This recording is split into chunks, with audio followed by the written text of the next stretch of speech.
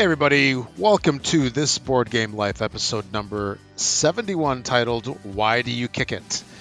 This is a show about games, board games, tabletop games, card games, any kind of games. I am one of your fine hosts for today. My name is Rob, and with me as always I got my good buddy Mark. Hey Rob, how's it going? Super duper fantastic. How about yourself? I could complain, but I'm not going to bother. So it ain't Yeah, worth because it. this isn't the complaining show. This is about well, maybe Exactly. we can complain about how we don't have shelf space. Maybe I just leave it there. Or time to play games. Yes, and just leave it there. Don't bring it into any other areas. Exactly. But so yeah, let's get rolling with it right away here. Wow, what have you been playing lately? I got to play some sea salt and paper. This is Is that the by original or no. the add-on, the expansion Oh, I've add-on played thing? both. The expansion, the extra salt. I mean, it's only a couple of cards, so yes, I do have the extra salt added into the game. So Extra um, salty. extra salty. So it does add a couple of nice things. Like there's this one card that I think it's a squid. I want to say it's a squid, I think, that you match with the swimmer and then Octopus or squid? mm, could be an octopus Yeah, or squid. I yeah, can't quite remember off the top of my head which one it yeah. was, but you match that with the swimmer, and then basically you get the bonus move of everyone else can only take like on their next turn can only take one card off the top. They can't play any cards and they can't stop the game. So I got to play that on Wednesday, and I was like, and they're all like, "What?" I'm like, "That's right. You can't do anything but draw top card." So Nice. suck Uh-huh. it. So, but yeah, it's a fun little game. I really do like this. It's interesting. Like when every time I look at it, I even now that I've played it, I look at it and I'm just like, this just doesn't look like something I'd like. But when I play it, I really enjoy the game. It's a What do you have really against origami? Come on. I don't know. I get paper cuts. You're just not good at making creases. Yeah, that's why. I don't know. The Yeah. artwork doesn't throw me, but Yeah. the game is Nah, actually yeah. really Yeah. fun. So I You know, got the maybe that's a way to keep your costs low. Like when you're publishing games, so you don't necessarily have to hire an artist, maybe just a good photographer, and you AI can get art. you get your kid to. Well, actually, I wonder, you know, if you tell some AI, make a picture of an origami octopus, could they actually do it well versus a person, which is like a train wreck, Yeah, I don't know. as the person has like four arms and 18 eyes. Yeah, I don't know. Anyway, it's still yeah, at the end of the day, it's a fun game, yeah, absolutely. regardless. And So it doesn't take up a lot of shelf space, which is no, precious. it's Yeah, very tiny, and it's 30 to 45 minutes. And I would say it's if everyone knows what they're doing, it's a 30-minute game tops. yeah, It's as long as you don't have any new players. New players, you'll be like slow down a little bit, but not much. So that 45 minute is easily you can get a game with new players in 45 minutes, definitely. So hmm it does go fairly quick, and it's fun. I like it. nice. I also finally got to play Tiny Towns. So this is a game that you gifted to me. You went to the AEG event at Gen Con last year, and they gave you a copy of this, and you'd already had it, so you gave it to me to lug home on the airplane. So that was last August. Here it is, April. I finally got it played. Yeah, yeah. I like the game. It's cool. Yeah, It is. They're really like there's not a whole lot to it, but it's that I do struggle with this type of game. It's like that. I know I've talked about abduction. It's Hmm. that ducks in space game, and it's very like spatial oriented because Actually, this is the don't you have to same say way. that? Don't you have to say that? Ducks in space, Yeah, space, space. that would probably be a Yeah, copyright. So, yeah, yeah. um, but yeah, this is I like this game because there really isn't like a whole lot to it, and it plays fairly quickly. It's like 45 to 60 minutes, and that's we were right there with a bunch of new players this week, and it plays up to 6, which is nice. But we had 5 Wait, Tiny people. Towns is up to Yeah. 6. Yeah, it I plays don't up to see. 6. I don't see why it couldn't be more. Well, I mean, other than you probably don't have enough pieces for more people. That's You might probably run out about of it. pieces, I think, Yeah, at some point, but because technically, you know, you well, you'd can need literally play boards. with like 20. You, if you had Yeah. enough pieces, you could do 20 or even more people. In fact, at Gen Con, when I first played it, man, it was like probably 2019. I think 2018, 2019. They had it at Big Game Night. They actually played this game with the entire hall.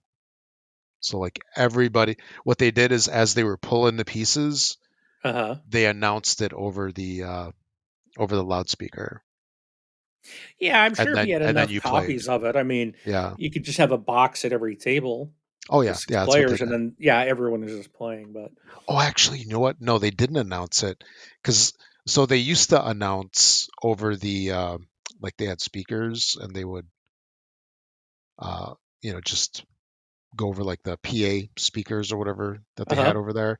And I guess they got some complaints from other events in the area that they were Oh. like too loud. So they were like going around with these like big cards. Like the volunteers were walking around with these things, kind of like showing what piece was chosen. That's Oh. right. I remember that kind of added a different spin on it. But anyway, I'm sorry. I'm sorry to interrupt. So Tiny Towns, you played that. Yeah, Yeah. it's fun, and but the struggle for me and I got stuck, and it's like I messed up my board a couple times, my little town, but because the whole spatial thing of like placing these little resource cubes out in certain shapes in your town Yeah. and then trying to make sure it's like, okay, I'm going to build a chapel here. So you're putting your pieces out, and then someone will call something else. It's like, okay, where am I going to put this? And what am I going to try to build with this piece that I don't need right now? And try to figure out where you're going to put something. And it's like every time someone, like, you get it in your head, okay, here's what I'm going to do next, but then someone calls a piece that you don't need, and it totally messes up like everything, like, your Yeah. plan. So it's like, Hmm. okay, well, now I'm going to do this.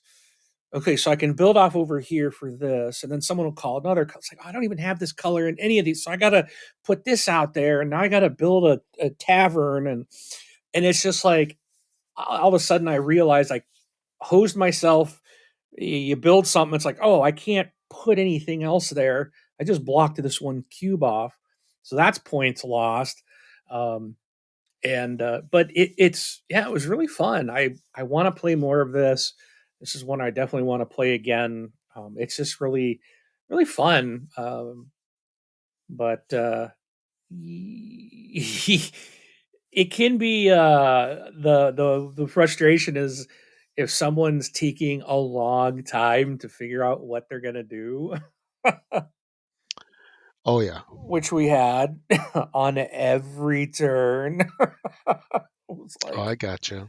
come on, just put it And it somewhere. and it wasn't you. It wasn't me. Probably should have been. I probably should have put more I was time I and was thought I, into I was gonna say it's like take advantage of it. Min max the heck out yeah, of your board while other people are struggling yeah. with their So decision. yeah, I got hosed. I definitely lost this one. It was pretty bad. But it was fun. I really Yeah, like. It was really a good game. I do recommend it. yeah. There's expansions for it too, by the way. Um, yeah, and I don't think I'll do that because like there's so much. I've only played one game, so I'm like I Yeah, really want to explore this one more. Again, I think about that, and it's like we go back to that discussion we had before about expansions. It's like I buy these expansions and then rarely do I play them. I was yeah. actually eyeing the Orleans expansion today, and I'm like, I played There's like Orleans three of once. them. Which one? Well, there's like a The new new one. one? It's the new one of Oh, like in the that dark disease or blue something. box or something. Yeah, yeah. Yeah, I forgot what it's called, but I'm like, I've got a bunch that basically just had like add tiles or something that I bought as like promos, but I've never used them. I played the game once. Someone else taught it. I actually enjoyed it. I bought the game, bought spent more money on the upgraded components than I did on the game itself, and have yet to play it. So it's like I told my group I'm bringing it Wednesday. We're playing this game, and I got one lady who really wants to play it. She likes it, so we're definitely gonna be playing it this week. Hmm. Um, but I'm like I'm just not gonna buy the expansion because how you get so many games, and then if you are playing, you're teaching people, so it's hard to put in all the expansions on top of it. So it's just easier just to play the base game, and a lot of times I'm good with that.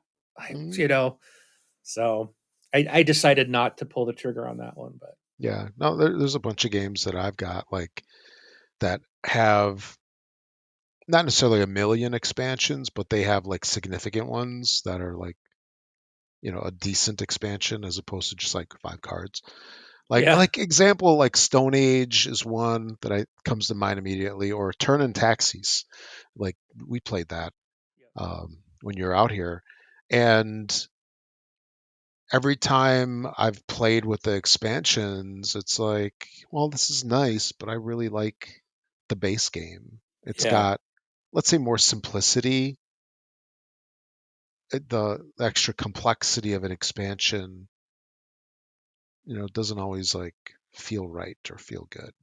right, Yeah, yeah. It's got a it's too really. much. Yeah. Sometimes it's more of like something tacked on, or if it feels like it's just tacked on so they can make another sale, and then it's Hmm. like I didn't even need this, or you play it once and it's like okay, that didn't help, that didn't improve gameplay or nothing, so I'm not going to Yeah. bother with it again. So, but okay.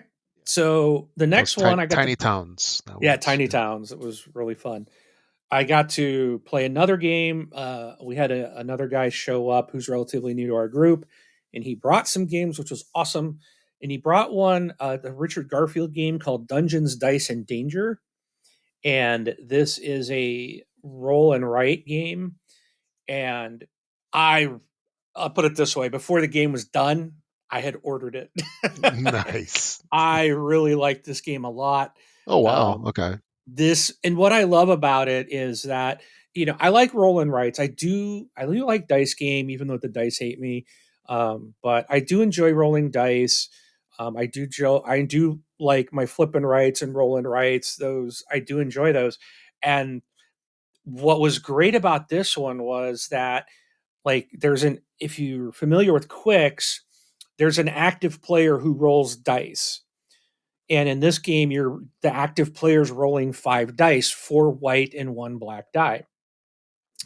So the object is you got to out of the dice that are rolled, you have to make you pair up 2 dice of the 5 to make 2 pairs, to make 2 numbers.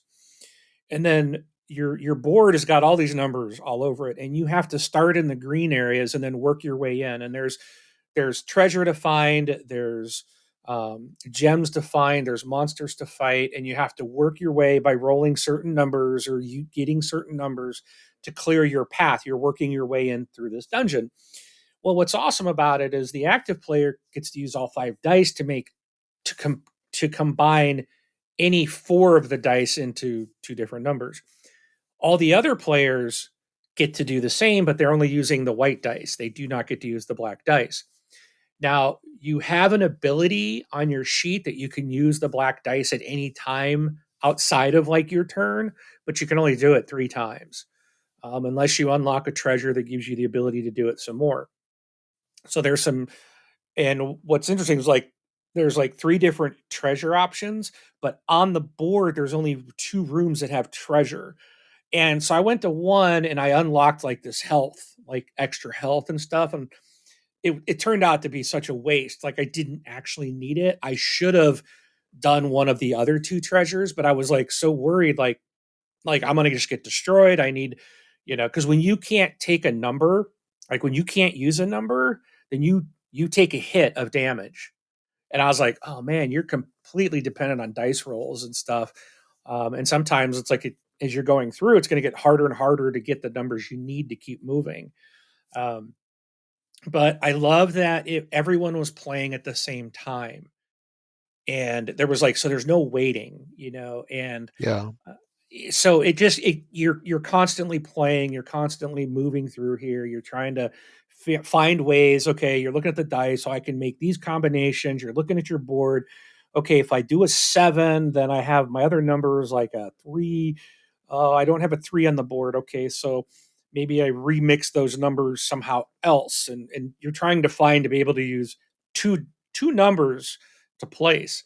So yeah, and then you get to battle monsters, and if you're like the first one to defeat a monster, you got to get to the room first. And the more paths you open to that room, then it allows you to attack with different dice numbers.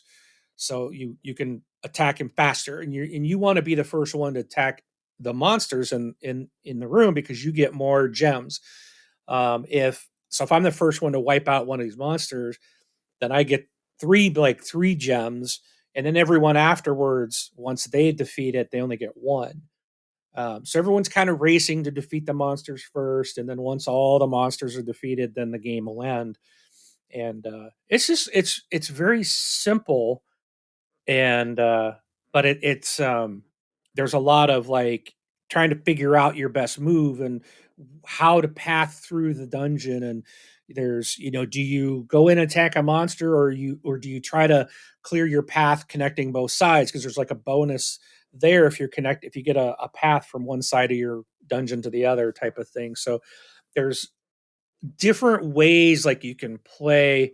So there's a good variety. And then in this game, like there's like I think 4 different dungeons. So like on your sheet when you flip it over, it's a completely different dungeon that you can play. So there's like I think a total of 4 in the game. So there's a lot of different sheets, but it's going to change. You can play different dungeons. So I'm like, this is really cool. It's really good for it. It's an easy game. It's not complex. It is a 1 to 4 player, but again, if you probably could play as many as you wanted, really. I don't know if having more than that would break it.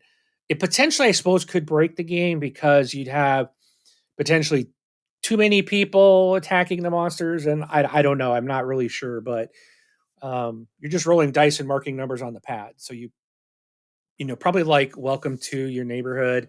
That thing says it holds up to 100 people. You play up to 100 if Right. you want. Yeah. In reality, you probably could do a bunch of people on this too, because it's just sheets of paper and pencils. So we played 5 actually. Now I remember because I was using a pen because the game came with 4 little pencils, and we had 5 people, so we just played with 5 and it worked just fine. So we didn't break anything. So great game. It should be here. It's supposed to be here on Wednesday. So if it gets here early enough, then it's going in my bag and going with me back to game night. So probably I'll play it again this Wednesday. All right, and then that was Dungeons, Dice, and Danger, for the long explanation. From Richard Last, Garfield. yep. So the last 2 games I got in are both card games. Played these with my mother. Played the game, and we actually won it this time. That was Nice. very very cool. We played a couple rounds. We've usually get down to a few cards left and are stuck. And we played one game, and we got down to, I want to say, like 7 cards left, and we couldn't go any. The game ended. We couldn't go any further, And then the next one we got down and we were getting down, and I'm just like, when I pulled the last card off the deck and I was looking at what I had and I looked at what was out there and I knew where my mother was like playing, I'm like, I think we've got this, and we, sure enough, we did. We were able to beat it, and it was cool. She was excited. I was happy. So Yeah, we both especially like really, after getting a bunch of like really close games, it's like the tension towards the end is like high. yeah. It's like, oh, can we do it this time? So I still hate the artwork. I love the artwork that you Yeah. have on your game. This Oh, newer release is with the terrible. skull. I love yours. It's muted. It's everything's Yeah. like the same. This one's got these freaking weird colors, and it's harder to read the numbers, and I just don't like it. For me, it's just I don't like the look. I like the Yeah. original box that you got, but oh Mhm. well, still works. But it's a good game, the game. And then we also played another card game called Play Nine. Um, it's a real easy game, just a little easy card game, but it's a fun one. Um, you're just trying to basically, you have like 8 cards out in front of you. You deal them out all face down, and on your turn, you can flip one card over to see what it is. And essentially, you have 4 cards on top, 4 cards on the bottom, and you're trying to, and they're numbered from like 0 to 12. Well, there's also a -5, which is great if you got that. And you are basically trying to match. It doesn't. You want to get as low a score as possible. It's basically golf. It's a golf card game. So, like if you have if you top card's a 12, then you either want to get rid of it or hope that your bottom card is a 12, because as long as they match, then they zero out. So you, on your turn, you can flip over one of your cards. Now, you can flip over like 7 of them, and until you're ready to end the game, like once you flip over that 8th card and they're all face up, then that's like your last turn, and then everybody else gets one turn and that's it. So and you can see what everyone else's score is because their cards are all face up. And so it's like, okay, do I want to go out? I don't know what's under this last card, but the rest of what I have face up is like, I've only got 3 points. Worst case, there's a 12 sitting there and I'm at 15, but everyone else is at 20 or higher. I'm going to risk it, hope it's something low, and maybe hose everybody else. Um, and yeah, it's fun, but you could have like a um, pull like a 4 or something out of the deck and replace that unknown card, and turns out it's like a -5, so you just hosed yourself by 9 points and gave -5 to the next player. And so it's that, kind of, there's a little bit of risk reward in the game. And it's a lot of fun. It's a really good card game. And that's called Play Nine. But Okay. that's a little bit shorter this week, but hopefully I'll be back next episode with a little bit larger list again. Hey, So we can't be playing 20 games a week every week. hey, yeah, we Sometimes, can. well, I know you can. You just got to get your priorities in order. Yeah, exactly. Work or play But games? Play but games it is. yeah, yeah, once in a while you can like recharge so you can hit Yeah, the next week hard. exactly.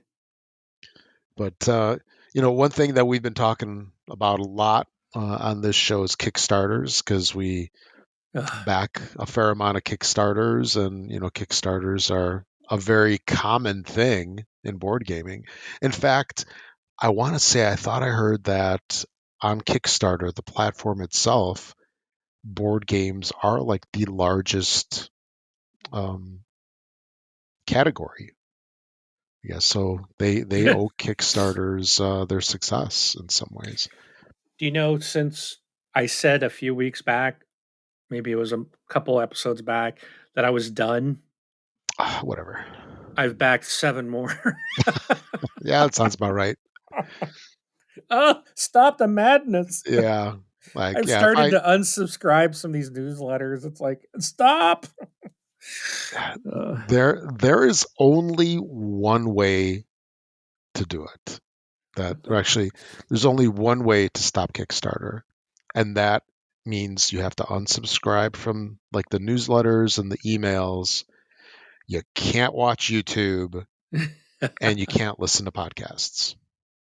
Yep. That's the only way. If you don't know about it, you won't back it. Right. But, you know, podcasts talk about it like we do. YouTube channels will have the reviews, and that's what sucks you in.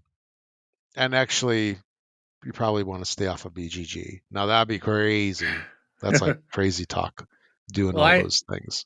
I actually watch a show on the Dice Tower every Wednesday. Every Wednesday morning, they do one called Crowd Surfing, I think it's called. Okay, yeah, yeah. And they basically go through like all these crowd surfing or crowd funded things that are going to like expire with like in the next 7 to 10 days or something like that. Oh, And that's a so I brutal watch one. that every Yeah. week. It's just Yep. like, it's kind of nice because it's like you get there. Maybe I'm jumping ahead here. Never mind. No, no, I might be no, jumping no. ahead, but you get their opinion, Yeah, on some of these things. So, but yeah, yeah, it's like I'd have to stop watching that show and yeah, yeah. I used to read this thing. I want to say it came out on Sundays.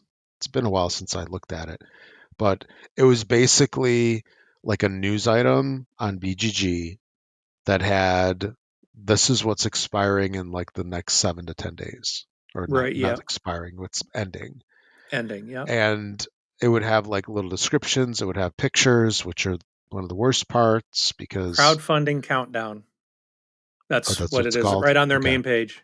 okay, It's and like this, like the third item down. you It's- know, yeah, and then the BGG thing would have the worst thing, which is the link direct to the campaign. yep. So Oh you're like, yeah. Oh, ooh, what BGD. is Yeah. this? Yeah, it's like, what is this? Oh, click the link. Ooh, Oh, shiny. here's something that ends in 17 minutes. I don't even remember Mm. seeing this one. Keep talking. I'm looking at something. Yeah. Yeah. I got 17 minutes. Stay off that site.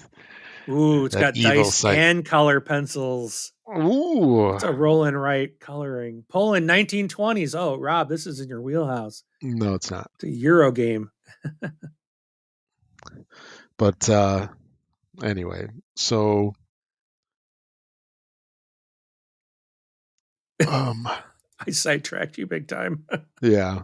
No, my phone was going off, so I just muted it real quick here. But yeah, so we talk a lot about Kickstarters.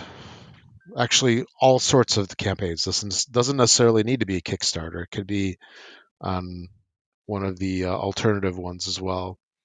But I was kind of curious on what you might use as like criteria on how you choose stuff to back. You know, I could easily like infer a lot of that stuff. Go, ooh, shiny. It's like back, insta back. And well, I'm just curious. You know, do you have any thoughts on like what makes you back a game over another? I could start if you'd like. Yeah, I I don't know, to be honest. It seems like I'm drawn to expensive stuff. I know. Well, I honestly, dude, well, that's like I everything. yeah, Like I all of think, them.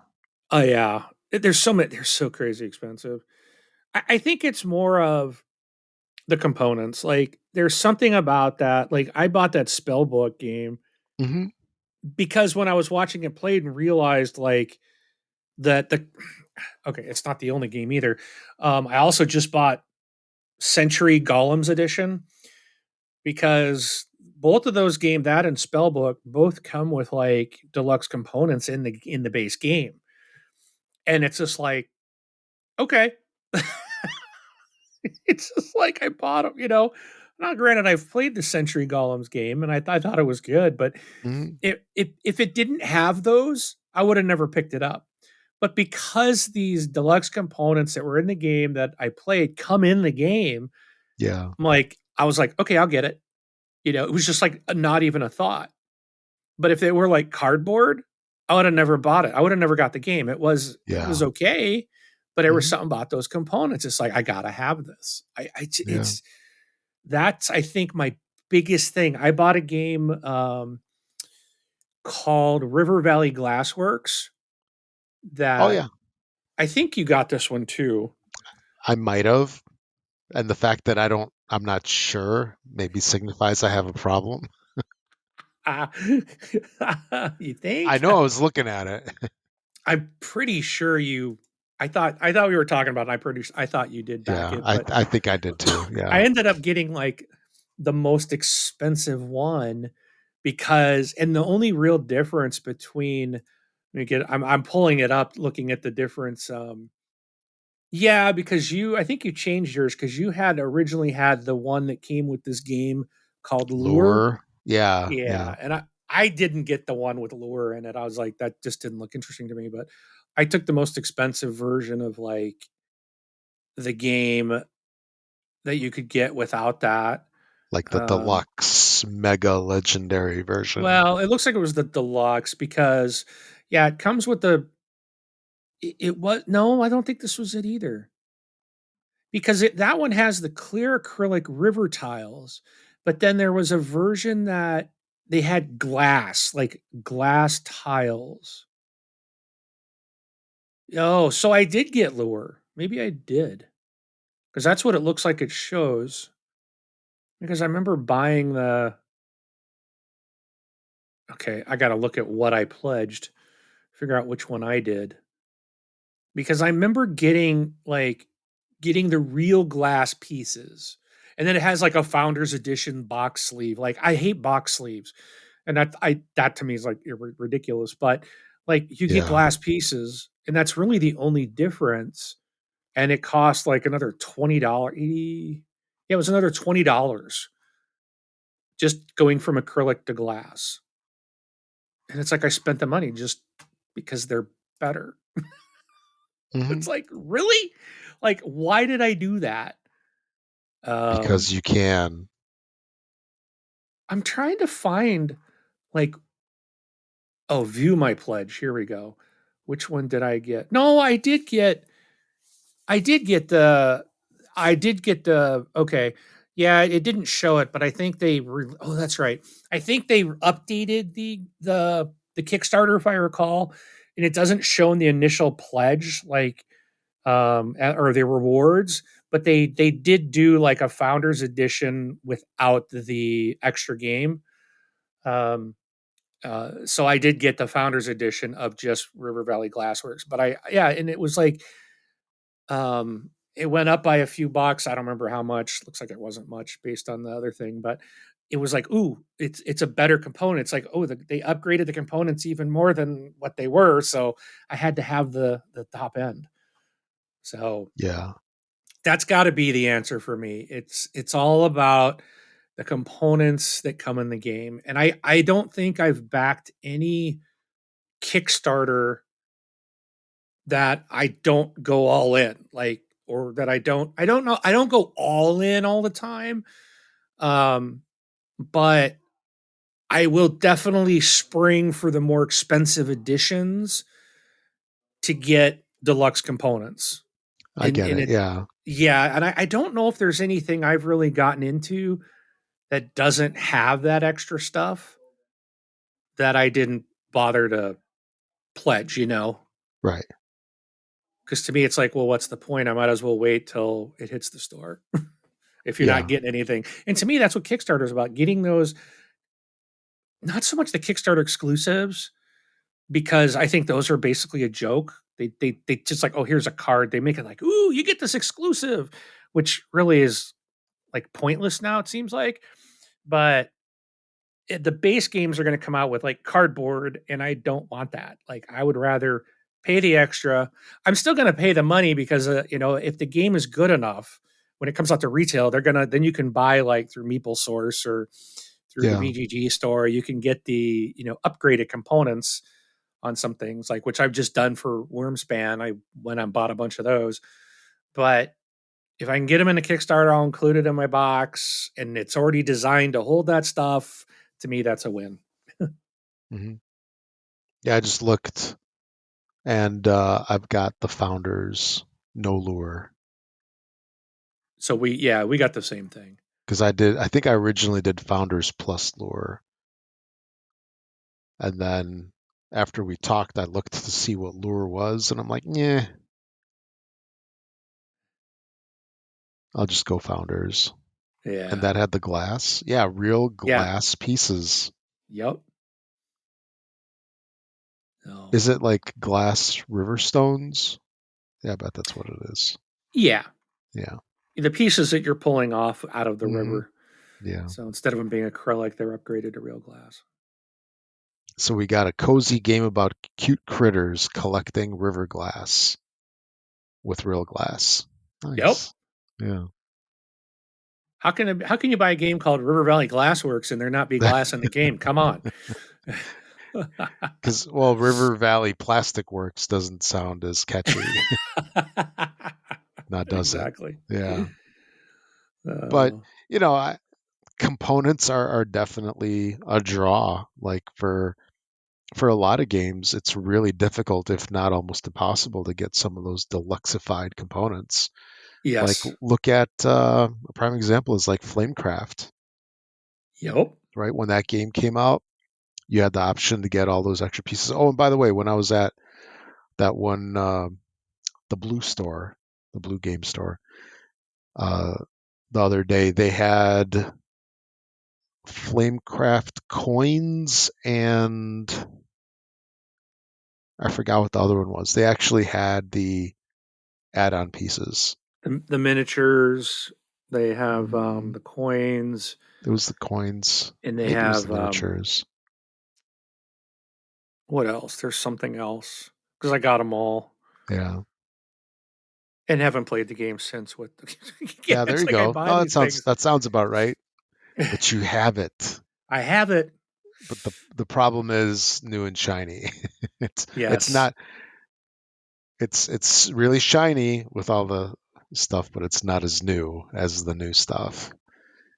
But no, it's like having the components and I've gotten more selective. I've definitely got more selective over the years because there's a lot of games where I see like, hey, for another $25 you can add on metal coins. I really don't need those. So I usually skip what? those. Yes, you heard Oh, me. blasphemy! Yeah, because Where's Robin? What have you done with if it? if I really want, I can use my poker chips that I got. No, no, Yeah. no. That's not how it works. You got to have especially if they're like custom designed metal coins. Like the ones for Wormspan have like dragon wings on them, like they were made for that game. Hmm. Now if they're just Yeah. generic metal coins, then you can pick those Right. up anywhere. Yeah. But Yeah. There was this one thing. Now you just reminded me of it. There's one thing that came from Stonemeyer Games. I want to say it was called the Treasure Chest, where it was a bunch of generic game pieces that we'll call them deluxified, and it was made to be. They were made to be used with any game. oh yeah, So I want to say there was like different kinds of foods and goods, your typical game pieces, right? But it was like really nice versions of them. So that was interesting. That was an interesting thing to do. I don't know if it's still around or if it's still available. This was a I'm couple of looking years at ago. it on their site. Oh, do they still sell it? There's a blog post. Oh, Let me okay. see. They have a treasure chest. Oh, it looks like you can. They have a food crate. They have an energy crate or resource. They got a bunch. Yeah, it's just like fancy pieces that you can use with any game, right? That's what it looks like. There's even one here, a token trilogy. Looks like it's books. Like it's a book that comes out and it has like a tray in it with Oh these wow. all these resources, and then you can just put them together and they sit on your Hmm. like you can. It looks like books sitting on your shelves, but Yeah, so there's various components that like lure you in. So actually, let's go through a couple of them. So, we talked about money. Apparently, it's not that big of a deal for me, but you enjoy it, like the metal coins and stuff. How about miniatures? How do you feel about miniatures? Is that something that'll pull you in? Because that was the big draw initially of like the super expensive games where people were like, "Oh, this game has so many miniatures. I'm just gonna like paint the heck out of them." And I what? I keep buying paint and I've yet to paint anything. Um, I'm gonna start. I want to start painting some miniatures just so I have because I love the pre-painted miniatures. Like that'll do it for me. I'd rather just pay to have them pre-painted.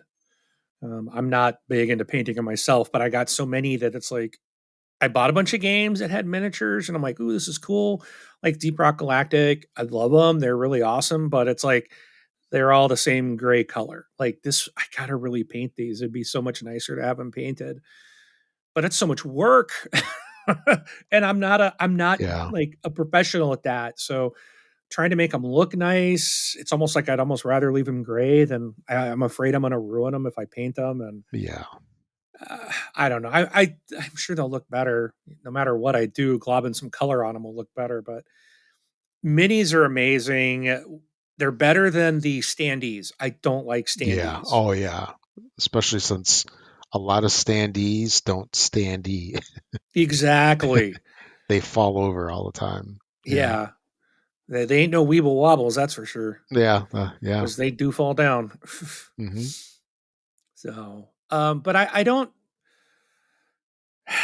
If there's, I will say, if a game, that's one of those things. Like if it does have miniatures, you upgrade and you get rid of the standees and get miniatures. I'll spend the money, Okay. but I don't get a game because of the minis. It's the Specifically for it. Right. right. I because again, it's that whole thing of like, well, I'm gonna have to paint them, and they're all gonna be gray, and it's just like, you know, I want to paint my zombicide too, and like, there's so many zombies, and it's like, Yeah. and I don't want them all the same. You got to have them all different. But someday I need to just go at it and start doing it. But um, I bought the Dungeon Saga Origins. I got, Oh, yeah. and Hmm. I went in with like the whole. I went all in on that for some reason, and the game is fun. I am enjoying it. I am going through it with a group of people, and but I got this all this furniture miniature stuff that you can put down shelves and loot and gold treasure chests and all this stuff to put on the board and stuff. And the last game we played, I didn't even put the stuff out because it has all the cardboard stuff too. And I'm just like, having all the furniture miniatures out that you've got to have them out on the table ready to put them in because you're going through a dungeon, so I can't put anything on the board until they walk into a room or they go around a corner of a hall. So it's like I got all the monsters out. Hmm. I've got all this stuff out. There's still a bunch of cardboard stuff out. And I was just like, you know what? It's just easier to use the cardboard pieces, Yeah. you know, and they're colored. So I actually didn't use this huge box of furniture miniatures that came in this game. So, and the next time we play, it's like I probably won't even haul that box with me. It's like I'll just leave that box at home and take the main game. But I do like them having their miniature characters. I do enjoy that a lot better than just having like I said, a standee or a chit or a cardboard piece or something on the board. It's just, I do like seeing I don't know, it's more exciting, more fun to have a miniature representing your character. Yeah. Oh, I get it. What about you? What do you think of minis? Um, I like some minis, like the heftier ones, like let's say like the castles in Castles of Burgundy Okay. special edition. Like I enjoy those. I don't like the little minis that are like it's a good way to put it. That are like the army soldiers. You know what I mean? It's like the ones that like fall over. They don't sit properly. They're like Oh, wobbling. They look kind of chintzy. The dude's got his sword, and it's like bent. you know, it it's supposed to be like a broadsword, but it looks more like, what do they call it? Scimitar, like those yeah. like those curved swords. And stuff is like bent. That's like, yeah, I don't care for that kind of stuff. But usually most games have decentish quality. Especially like over the last 5 years at least, if not longer. At least the stuff that's been in the board game world. But overall, I want to say that, yeah, minis don't have like a huge draw for me. Um, they might have originally when I first started getting into Kickstarter, because that was the one that had like that was the big draw. The Kickstarters that had like all the minis, like Zombicide, everything. Oh, it's got all these minis, but then it's just Yeah. like all this stuff, and then you get like, especially when they go in the molded trays, it's like, okay, where does this one go? Oh, it doesn't fit here. Oh, this is its spot, but now I have to figure out the orientation of it, Yep.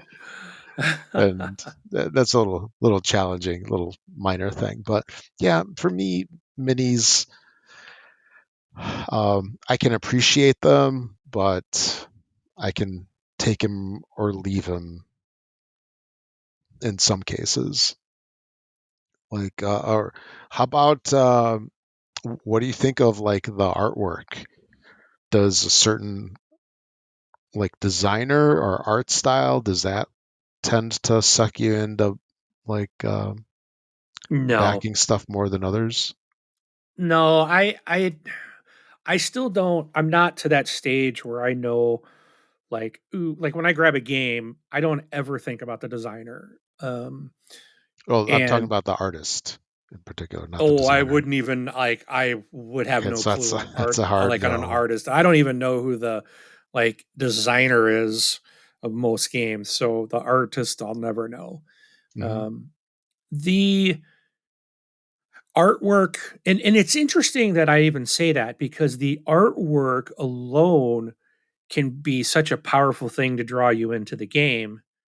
I was watching one, so when I came out to see you in February, we were at one of your game stores, and they had that game, that brand new game that had just released called Fractured Skies, and I think the artwork in that and the game just looks really good. Like all of the components, all of the upgrades, everything that's in there's a lot of plastic and fun little pieces, and the game looks just gorgeous. It's got a beautiful art design, but it was very expensive, and when I would watch like the gameplay, I was like, I don't know if I'll like this.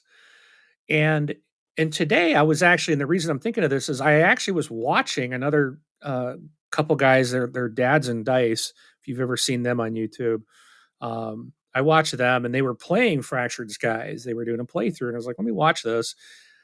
And again, it was like I ended up going to look like on one of my favorite places to order from, and I was like, oh, they don't even have this. But again, I was like, it's one of those I look at it and immediately I'm drawn to it from the look of it and all the cool components. But then when I was watching them play, I was like, I don't know if I would like this or not. So I keep coming back to that, and it's like, nah, I don't want this, you know.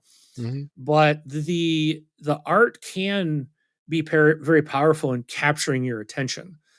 Um, the Glass River, or whatever that was called, I already forgot. River The Valley Glassworks, Glassworks. yeah.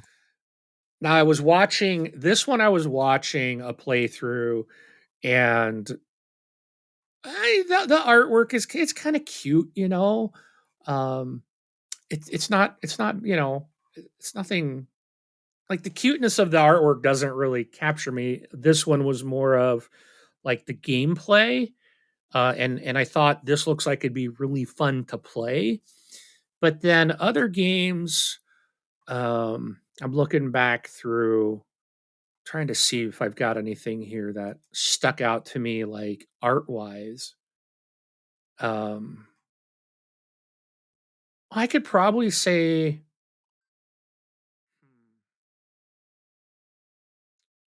I don't know, maybe Doomlings. Um, the art in that one I thought was really that really stood out and is really neat, and um, that one drew me in. So I think it just really kind of depends.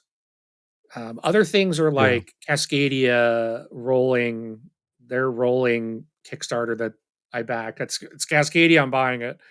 Oh, it's a roll and write. I'm buying it. It's a combination of it's a game I already know. It's a franchise I like. It's I want to buy more in there. It's not a expansion, but it's like roll and write. Okay, I'm sold. Thunder Road Vendetta expansion. I'm buying it. Thunder Road's one of those like dice thrown. It's like I will buy any expansion and everything that you give me. Hmm. Um, it doesn't matter. But other things like Villainous, I bought I think everything up to this point, but it's like I'm done buying those because I've yet to play hardly any of the expansions. Yeah. It's just like, okay, I gotta stop buying those. They're putting them out faster than I can play them. But there are those few games. It's like Deep Rock for me, Dice Throne, Cascadia, Thunder Road. Those games, I want to buy whatever they make. Sure. There's just Yeah. those Yeah. few that are, you love the franchise, you want it all. Ticket to Hmm. Ride, no. You're done. There's yeah, You're I don't done need with to own them. every one of those. It's just Yeah. to me that. But again, like art can play a part for me, but I'm not really someone who's into art. I can some things will appeal to me, but a lot of times it's not something that would initially draw me in. Yeah. Like I think for me, the artwork of a game is part of the table presence of the game, and there's certain Mhm. styles that I really do enjoy, and certain artists tend to have a similar type of style across different titles. Hmm. So there's some artists that that's a good way, like they work with certain, publishers or designers a lot, and there's this like repeatable look across multiple titles. Like I'd say probably like my top three artists would probably be in no particular order. Ian O'Toole is one. He's relatively, I want to say, like a newer one, but he's been around a long time.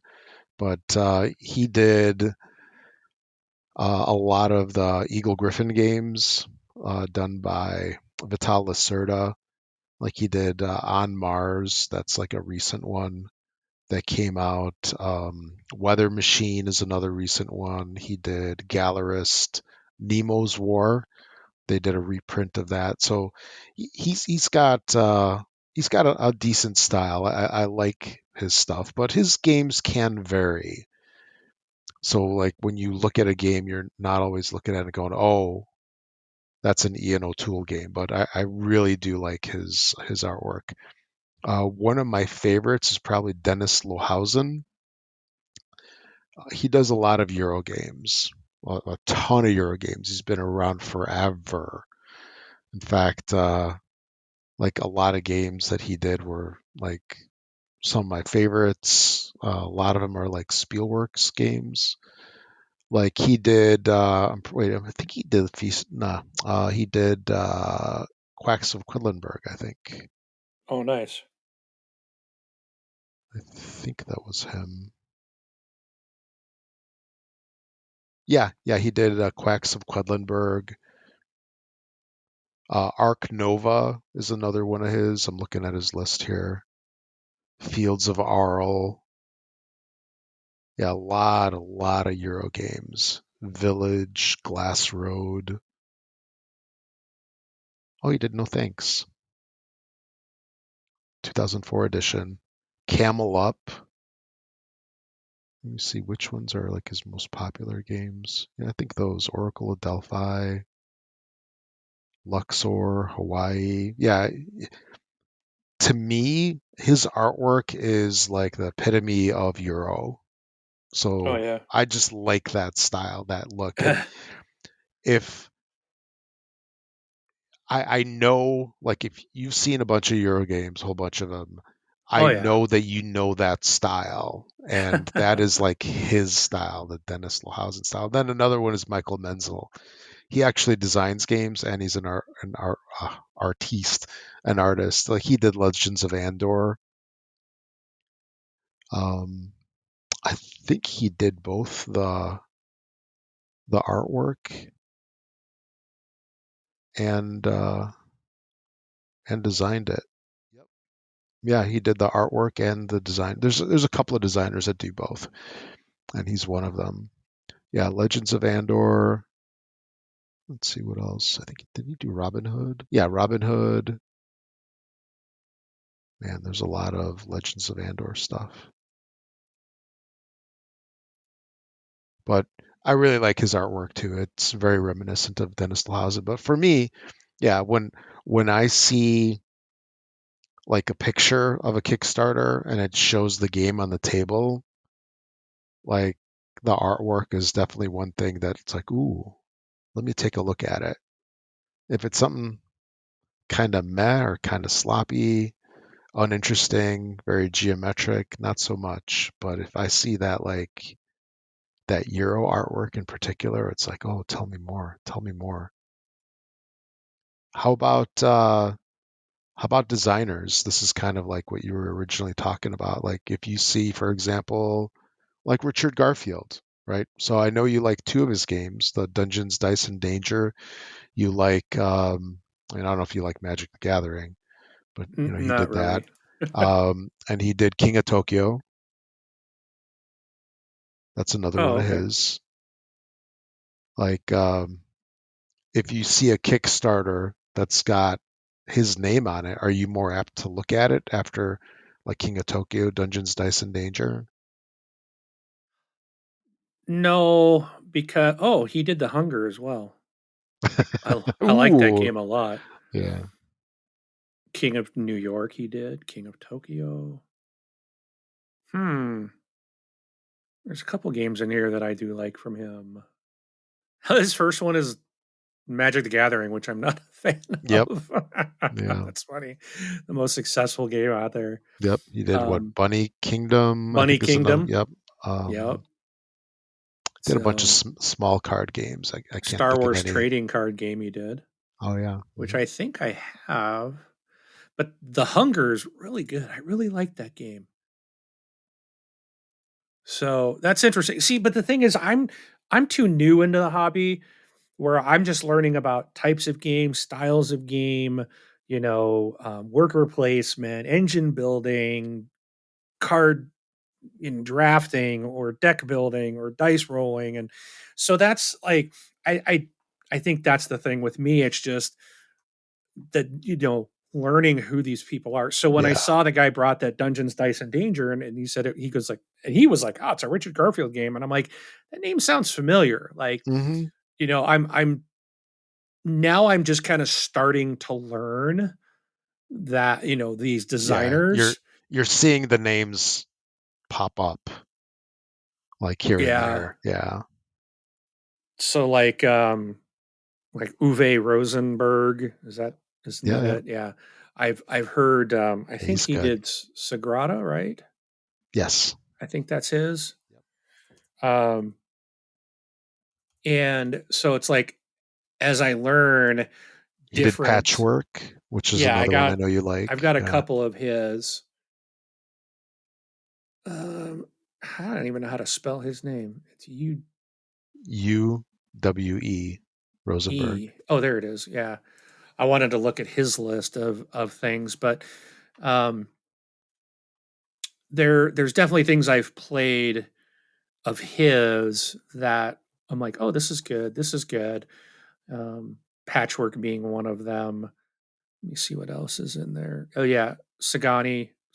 Yeah, that's it. That is. I love that game. I think is that the one. Yeah, Sagani. I love that game. Yeah. That's so much fun. Wait, did you say Sagrada before? It was Yeah, Sagani. Yeah. I just realized what Out that of was. yeah, That's a yeah, different game. Sagani is the one that I really like. So I've played a couple of his. I own a couple of his. So I haven't played a bunch of his stuff, but I've heard his name over and over and over again. So it's yeah, something like if I see it, that I might look at it another, yeah. maybe as I'm flipping through the art or the name or something, just the picture that they put up doesn't grab me, you know. And but if you see his name, I'm like, oh wait a minute, what's this? I'll probably take a peek at it just because I played a couple of his games that I really like. Hmm. I'm curious now, like I wonder who's of all my games, I wonder who do I have the most of? Like which designer do I have the most of? Yeah. Like I only got two Uwe games. I would think that you're a very widespread because you tend to like back more games from a particular designer or purchase them once you're aware of who they are. Yeah. But I am curious, like what do I have in my collection and like who like which designers I'll have to look at. I wonder if BGG does that. If I can look at my collection and see if they Yeah. list like I'll have to see if there's a list or something. Yeah, I want to say that there's a site that pulls stats. Like you give them your like username, and I could have sworn that it like pulls through the API and it gives you like stats on your collection, Yeah, like because how I've much it got weighs. 47,000 pounds. Yeah, somewhere I've got a collection out here. My collection's yeah, somewhere, but I can never find it on VGG. I think I can find it on the app, but like on their website for some reason. yeah. You got to look at your profile. Oh, is that where it is? Oh, Yeah, yeah, there it is. Collection. So but I'll have to look through that and yeah, see. yeah. So, Maybe I can add a column that says designer. mm, so I do have a couple of designers that I tend to at least check out their titles. I don't get everything from them, at least not anymore. It might have been a problem at one time, just might have been, but there are ones that like for like Uwe. Not that he has a whole lot that gets kickstarted, 'cause a lot of his stuff is usually published like outright. But I will check out the games. Like Stefan Feld is a good example. He has a Uh-huh. bunch that are particularly like going through Queen lately, Queen games, and they are going through the Kickstarter pre-order system, not the Kickstarter. Let's make this a reality system. But how about publisher? Do you find yourself like following certain publishers on Kickstarter more so than No, others? Like, do you like follow any of them and then you get notified every time they have a new project, a new campaign? no. I think the only one that I would, if I did, would be Roxley Games Okay. for Dice Throne. Sure. Oh yeah. I think that's them. Yeah, it is. Okay. Yeah, I would say that's a solid yes for Roxley. You will insta back any of their stuff. But yeah, for me, I do have a couple companies and that list has dwindled. Like I still will usually back something from Queen Okay. majority of the time. There are others that I've really cooled off on, like the Tiny Epic Oh games. yeah. Yeah, like they just have a new one right now for what Game of Thrones, and I'm like, I gotta stop. I'm just not like playing those games, and I do have a fair amount of them though. There is one, actually another one other than Queen, small box games, and I know I've mentioned them before, but like small publisher makes decent card games. They're all very simple and fairly inexpensive. So I do enjoy his games as well, and I back almost everything that they come out with. But yeah, I have been getting better on that for sure. It's not a problem. No, it's not. And then I bet this is a big one. Do you back games based on reviews that you see or hear, whether it's like a YouTube channel or a podcast? Does So that draw you in? that's yes. It does play a part, I think, and that's like so I was watching that crowd surfing and they were doing the River Valley Glassworks and they were talking about that. And that's where I saw it. And I don't even think it was that show. I think I saw it on one of their playthroughs or something that they were doing. Hmm. And I was like, this looks really interesting. So I was watching them play it.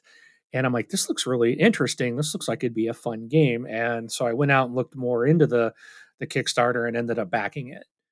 Um, so that I definitely like to look at review.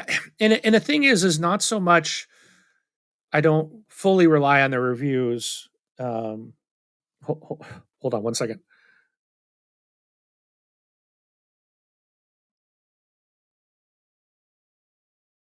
Sorry about that.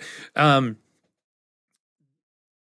so where was I? I don't necessarily back based on what a reviewer says, but I'll take into kind of it's more of does when they're playing through, does the game look fun and what are they saying about it? Sure. And that's what I got like with that Glassworks game.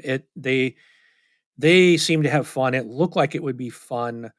I like that it seemed like it was a fairly simple, lightweight game that had really good components and things like that. Um, and so I do like to try to watch, like when I'm doing a Kickstarter, I'll look at like some of the previews. I do watch. There's several people I do like, and I've learned to like, okay, you know,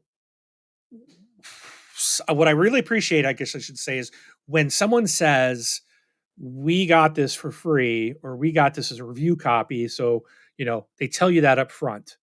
Like, keep that in mind. Hmm. So don't, and I like that because they're being kind of honest. Like, this isn't, we're being paid to give you this review or something like that. Or where they tell you we're not endorsing this. This is, this was provided to us for a review, but we're going to give you our honest review, so there's some people that do that, and I feel like, and I've heard them say things they didn't like, and so then I have a little bit more trust.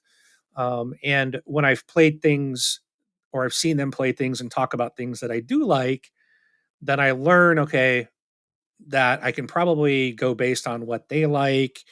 We have similar tastes or something like that. But I don't have like people that I can't, oh yeah, they say this is great. I'm going to buy it no matter what.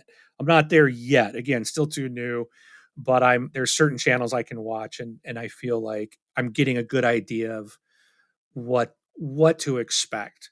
Right. Um, and like with the Dice Tower, what I like is and I also watch, I can never remember the name of it, Game Night. Oh I think yeah. that's a Hmm. BGG show, I It think. is. Yeah. Game Night I like too because they talk about it.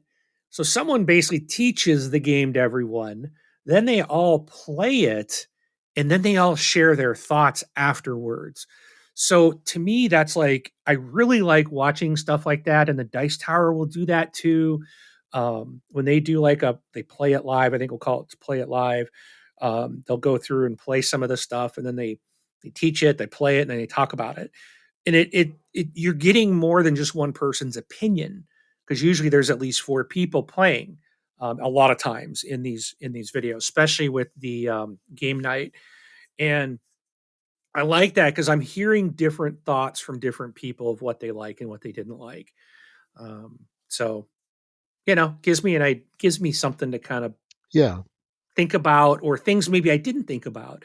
And then I like to hear about what they think of complexity. Like Too Many Bones is one that really interests me, but I have heard it is very complex. So I've stayed away from it because I'm like, I don't think I'm there yet.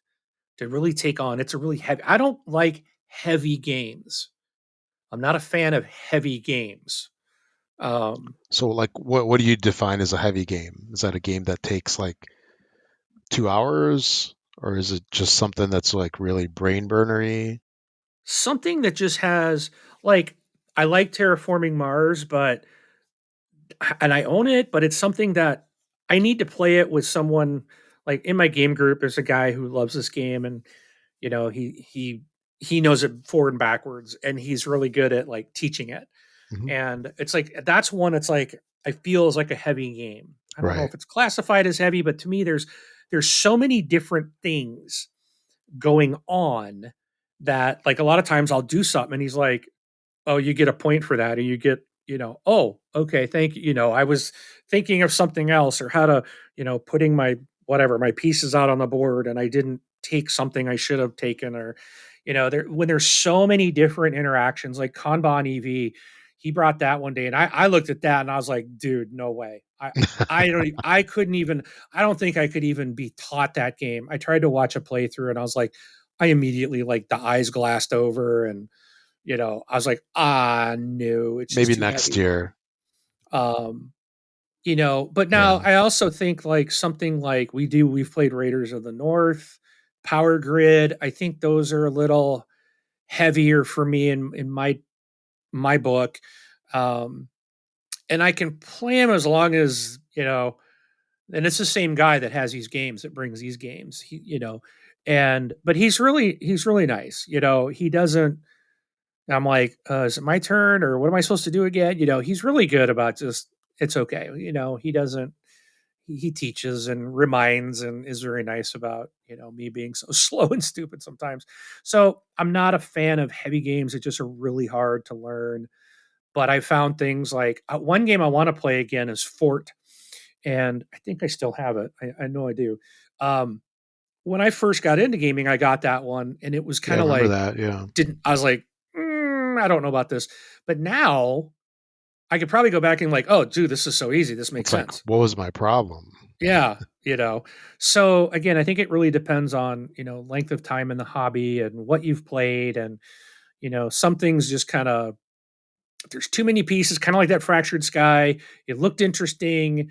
I liked that it had a bunch of components that attracted to me to it, but it also at the same time, I'm like, I think there's too many moving parts. Um, and maybe too many rules to remember. And I just struggle with remembering rules.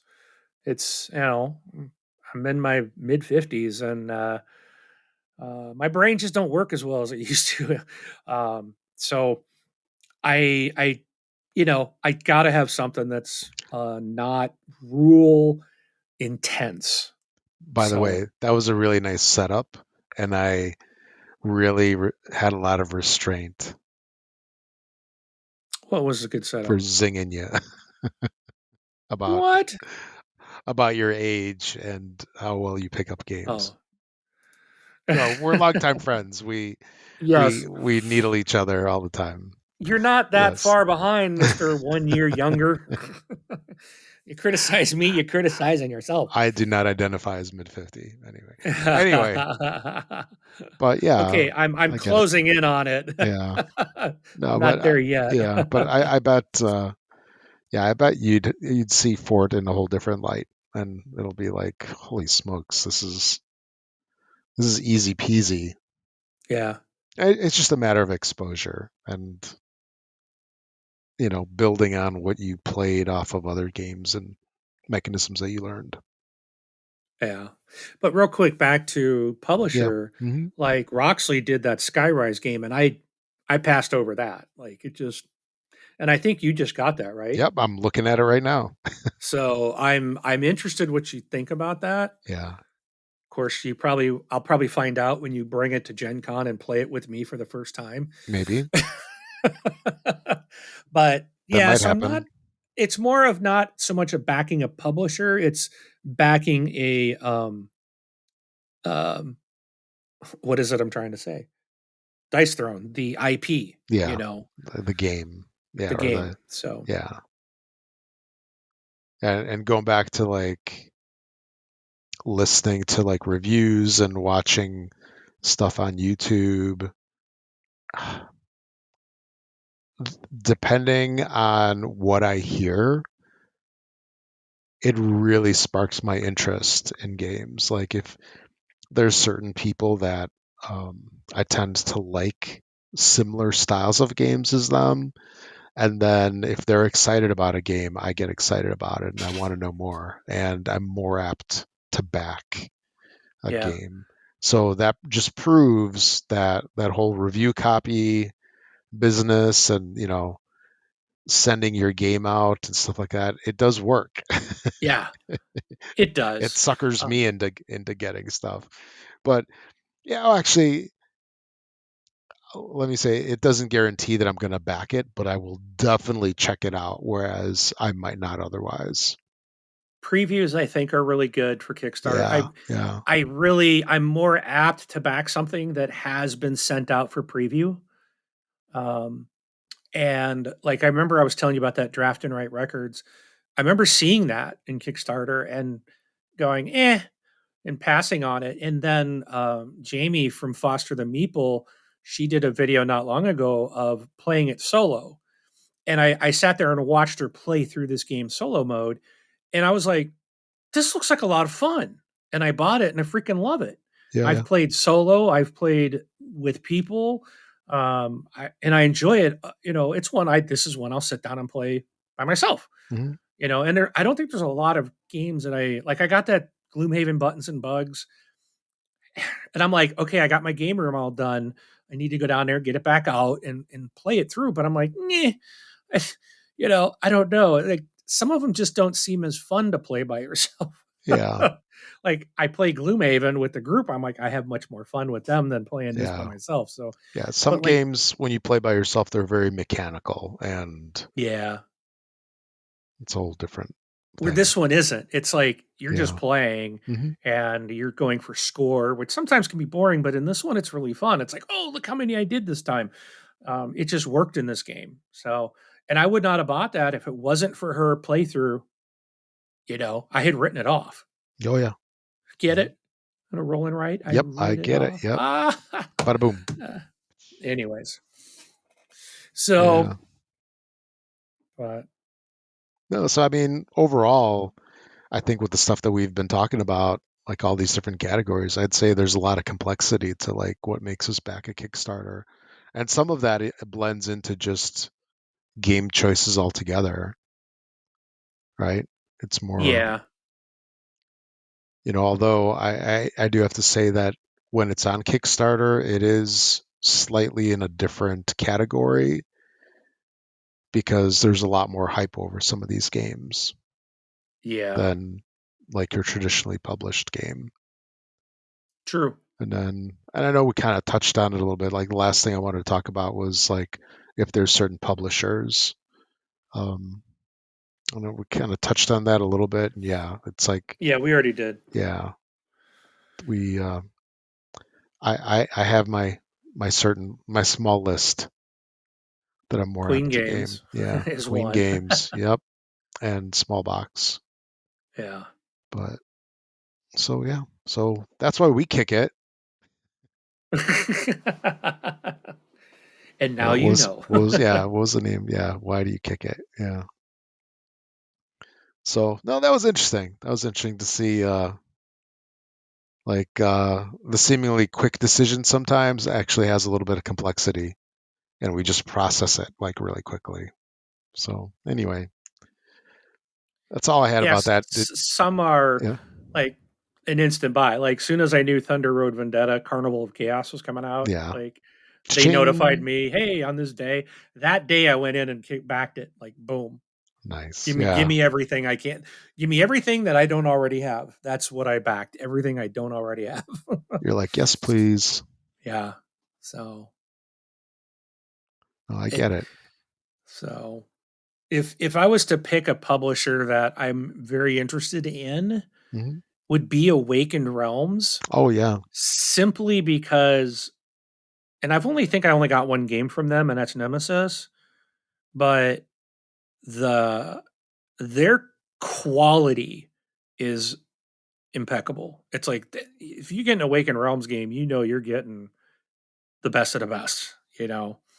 And Yeah. even their game found crowdfunding, their campaigns just look so good.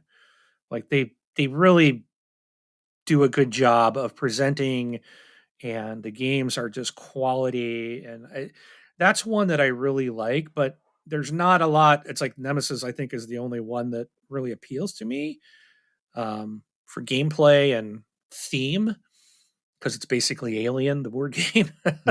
Yep. But I know all their stuff is just quality. So I'm really, anytime something comes up from them, I still look at it just because it's like, ooh, what are they doing now? And how good is this?